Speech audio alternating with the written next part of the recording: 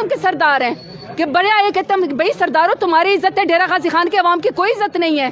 میں ڈھال بن کے یہاں پہ آئی ہوں, میرے سے وہ سسکیاں وہ آہیں نہیں سنی گئی ہیں. میں نے کہا کہ اگر میں نے آنا ہے, میں نے الیکشن جیتنا ہے تو بات کی بات ہے. سب سے پہلی بات یہ کہ میرے ورکر کو گھسیٹا جائے اور میں چھپ کے بیٹھی رہوں. میں نے کہا نہیں, میں آئی ہوں, میں سب سے پہلے میں آپ کے سامنے ڈھال بن کے کھڑی ہوں گی. تو ڈیرہ غازی خان کے لوگ صبح سے میرے لیے مار کھا رہے ہیں, صبح سے ان کو پر لاٹھی چارج ہو رہا ہے. ابھی بھی 2-3 ورکر کو انہوں نے اٹھا لیا ہے, بہت سارے لوگوں کو 15 سے 20 ورکر کو انہوں نے اٹھا لیا ہے. میں پولیس کو ریکویسٹ کرتی ہوں کہ پلیز ان کو چھوڑ دیں. وہ صرف اور صرف ووٹ ڈالنا چاہتے ہیں, وہ صرف اور صرف پی ٹی آئی کی کیمپین کرنا چاہتے ہیں. آپ نے بلے کا نشان ہم سے چھین لیا, آپ نے پارٹی ہمارے سے چھین لی, ہمارے لیڈر کو آپ نے جو ہے اس کے اندر کر دیا ناجائز پرچوں کے اندر, قید کاٹ رہا ہے. ہم آج یہاں پہ آئے اپنا الیکشن کا حق لینے کے لیے.